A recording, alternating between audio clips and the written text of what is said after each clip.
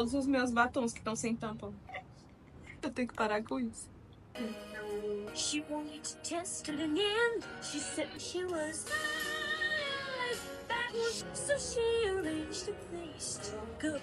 Shouted out, babushka, yeah, yeah. E aí, gente, como é que vocês estão? Eu já falei pra vocês que minha oração pessoal com os livros de São José Maria Escrivá, esse ano eu tô me dedicando à Forja. Eu não sei como ele consegue, mas em um trecho tão pequeno, ele me leva a reflexões tão duradouras e profundas. A primeira eu vou ler pra vocês o trecho que eu rezei. Dessa vez eu rezei só com um dos trechos, porque ele me levou a uma meditação bem longa. E eu nem sei se eu vou conseguir transmitir pra vocês tudo aquilo que eu senti, porque eu acho que é uma experiência muito única. Primeiro eu vou ler pra vocês, depois eu vou maquiar enquanto falo, porque é um pouquinho mais longo do que geralmente é.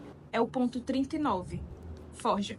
Aí São José Maria Escrivá diz assim: vejo-me como um pobre passarinho, que acostumado a voar somente de árvore em árvore, ou quando muito, ter a varanda de um terceiro andar. Um dia na sua vida, ele se encheu de brios para chegar até o telhado de um modesto prédio, que não era precisamente um arranha-céu. Mas eis que o nosso pássaro é arrebatado por uma águia, que o tomou erradamente por uma de suas crias. E entre aquelas garras poderosas, o passarinho sobe muito alto, acima das montanhas da terra e dos cumes nevoados, acima das nuvens brancas e azuis, róseas. Os pássaros, ó. Acima das nuvens brancas e azuis e róseas, mais acima ainda, até olhar o sol de frente. E então a águia, soltando o passarinho, diz-lhe: anda lá, voa. E aí São José Maria Escrivá, ele reza: Senhor, que eu não torne a voar colada à terra, que esteja sempre iluminado pelos raios do divino sol, Cristo, na Eucaristia, que o meu voo não se interrompa, enquanto não alcançar o descanso do teu coração. Às vezes eu leio as coisas e rezo com coisas que eu tenho a impressão de que se torna muito mais fecundo quando eu rezo com vocês. Então vamos lá. Primeiro ele fala que ele se sente... Eu vou ver se eu consigo maquiar e falar ao mesmo tempo enquanto eu leio, enquanto eu... Não sei até onde meu nível de atenção consegue. São José Maria Escrivá, ele fala que se sente como um passarinho, que o máximo que ele conseguia voar era de árvore em árvore, de galho em galho, ou seja, um plano baixo de voo. Ou às vezes ele ia até o terceiro andar de um prédio. Era o máximo que ele ia. E em um certo dia, esse passarinho, que não consegue voar tão alto, decide, lembre dessa palavra, decisão, decide tomar um pouquinho mais de coragem para ver como é a vista de cima do prédio, que é maior do que o galho em galho de uma árvore, que é maior do que o terceiro andar. E por ele ter tomado coragem de subir até o alto do prédio, uma águia passou e confundiu ele com um de suas crias. Eu acho muito bonito porque essa águia, no caso, seria Deus. Ele não nos confunde. Somos nós que achamos que nosso lugar na santidade não é nosso, sabe? Quando a gente começa a buscar a santidade, a gente se sente tão pequeno que a gente olha para a vida dos santos, olha para todos aqueles que alçaram o livre voo dos filhos de Deus. É como se eles fossem os filhos da águia e a gente fosse só um passarinhozinho confundido. Mas não. Jesus, ele esperou o momento da gente tomar essa decisão, tomar essa coragem de sair de galho em galho, de sair da mesmice, de sair da nossa comodidade. É muito mais fácil a gente viver só de galho em galho. A gente seguir o caminho que as pessoas medíocres desse mundo seguiram, de fazer sempre o mesmo, porque é mais cômodo, porque é mais confortável. Tem uma frase que eu acho que é uma máxima da neurociência, que ela diz que a gente prefere um inferno conhecido do que um paraíso desconhecido. Porque é muito mais fácil a gente continuar naquilo que a gente já está acostumado. Por mais que aquilo nos incomode, por mais que aquilo nos gere uma inquietação. Muitas vezes a gente está no comodismo da nossa vida, mas a gente já está acostumado a estar ali no fundo do poço. Eu gosto muito de literatura russa. E tem um livro do Fyodor Dostoiévski, que é Memórias do Subsolo, que é basicamente isso. É um cara que está acostumado a viver no subsolo. Ele se acomodou a uma vida sombria, a uma vida no fundo do poço. Pra ele tá tudo bem, tá ali. Só que não tá. Ele mente pra ele mesmo de que tá tudo bem, tá ali. Sendo que, na verdade, o sonho dele era sair do subsolo, era sair do fundo do poço. Voltando pra São José Maria Escrivá. Esse pássaro que um dia decidiu sair de galho em galho, e a gente pode levar em conta que esse terceiro andar, às vezes é até levar uma vida de virtude, mas uma virtude sem a graça de Deus. Deus Pai, no livro do Diálogo a Santa Catarina de Sena, ele fala bastante sobre a questão de termos virtudes, mas não ser a verdadeira virtude, né? Aquela que vem da graça de Deus. E esse terceiro andar do prédio a gente pode levar em consideração como se fossem essas virtudes, esses atos que a gente tem na vida, os nossos esforços pelas coisas, mas que às vezes não vêm da graça de Deus e que nos cansa, não nos leva a lugar nenhum.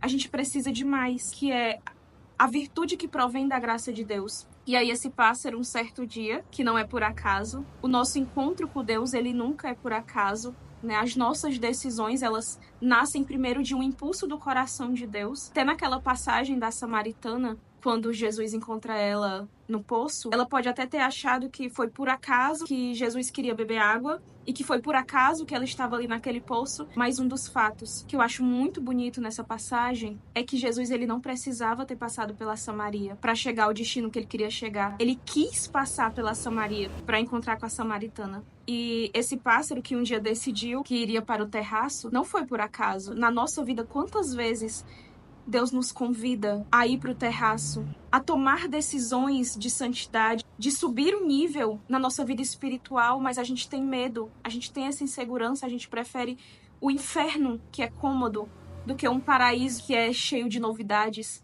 E eu não me maquiei nada. E aí ele fala que quando ele chegou no terraço, a águia pegou ele confundido com um dos filhos dela e levou ela para altos voos, que são lugares que a gente nunca chegaria sem a graça de Deus. É tão bonito quando a gente olha para a vida dos santos e vê o extraordinário que eles viveram, unidos à vontade de Deus. Locais que a gente só chega se nós estivermos intimamente unidos na vida de oração. Ari, mas eu rezo o texto todo dia, eu faço novenas, Não é só sobre atos de devoções, é sobre intimidade. Os atos de devoções, eles nos levam a sustentar a intimidade. Vocês conseguem entender? Mas antes disso, eu tenho que ter o meu momento de intimidade com Deus, com os olhos fitados no Evangelho. E é muito bonito porque São José Maria Escrivá, ele fala que a águia solta o pequeno pássaro para que ele possa voar sozinho. E aí é o momento dele decidir se ele volta para os voos rasos ou se ele permanece na graça. Meu Deus, vou ter que maquiar. Às vezes a gente diz sim para a vontade de Deus, a gente começa a viver da graça, a gente começa a beber da santidade, começa a entender que o Espírito Santo, ele quer nos santificar, mas aí ele fala, chegou tua vez de se decidir por si mesmo, de sair do teu comodismo sozinho, agora é tua vez. Esse é o momento de largar não só os pecados mortais, mas os pecados também veniais, a vigiar nas pequenas coisas, e é aí onde mora a santidade, a ofertar não só as coisas que as pessoas vão enxergar, né, como a roupa que eu visto, pecados visuais, mas aquilo que está dentro, né, a minha preguiça, a minha luta contra a castidade, e são decisões de alçar o livre voo dos filhos de Deus, que a gente vai fazendo por amor, porque a gente não quer mais viver no subsolo. A gente não quer mais viver no raso. Lembrar de Santa Teresinha, porque ela reconhecia que jamais teria chegado a entender o valor da Santa Eucaristia, de cada detalhe da igreja, se Jesus não tivesse confundido ela com uma águia e ter levado ela a alçar os livres voos. O que não foi uma confusão. Tem um meme na internet que eu acho muito engraçado, que ele diz que Deus, quando nos chamou a uma missão, ele levou em consideração a nossa idiotice. E Deus, quando nos pegou para alçar os livres voos dele, ou a busca pela santidade, ele levou em consideração todas as nossas fraquezas. Assim como fala Santa Teresinha, crescer-me é impossível, eu devo suportar-me como sou.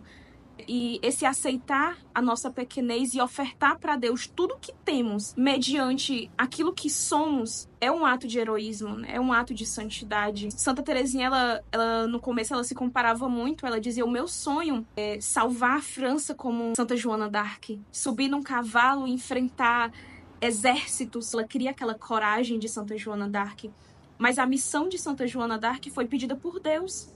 E cada missão é diferente. Os pequenos atos de heroísmo de Santa Teresinha dentro do convento não eram menores só porque não saíam de lá. Mas é medido pela intensidade e o amor da oferta dela. Porque Santa Teresinha, ela entendeu o segredo da santidade, que é ofertar tudo diante a tudo que temos para ofertar e não se comparar. Nossa, Santa Joana d'Arc, ela era uma guerreira corajosa que daria a vida. Eu também, mas não é isso que Deus está me pedindo. Deus está me pedindo para suportar e morrer para mim mesmo com aquele irmão chato. Deus está me pedindo para ser fiel à minha vida de oração em meio à correria do ordinário. Isso é um ato de heroísmo. Isso é permanecer nos voos altos. Isso é não voltar para o subsolo. É isso. Rezei com isso, com aquela pequena passagem de São José Maria Escrivá.